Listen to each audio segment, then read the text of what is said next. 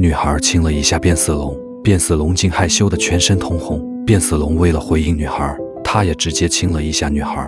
他还会帮女孩整理刘海，简直就是一个通人性的活宝。最初女孩只是单纯把变色龙当宠物养，从没想过会从中收获颇丰。一次她正准备给变色龙喂东西吃，变色龙从很远就伸出了舌头，于是她想到了一个好主意，训练它来帮自己清理鼻子上的黑头。她开始用食物训练变色龙，等它熟练以后，女孩开始用鼻子吸引它，但第一次尝试失败了。紧接着女孩又试了一次，这一次小家伙跃跃欲试，果然他们还是成功了。渐渐的，他将这个技能发挥到了极致，每次只要女孩准备好，他就会立马做出这个动作。女孩感谢他用一个吻作为回报，没想到变色龙害羞的瞬间脸红。后来他还发现小家伙喜欢帮他整理头发，女孩觉得有意思，便任由他爬上头顶给他打理头发。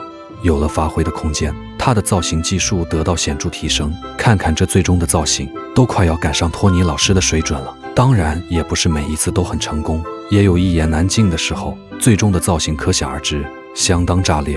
从害羞脸红到托尼附体，小变色龙把日子过成了喜剧片。你逗我玩闹，我陪你胡闹。谁说宠物不能是灵魂拍档？最难的友情，就是你在笑，他在闹，笨拙却美好。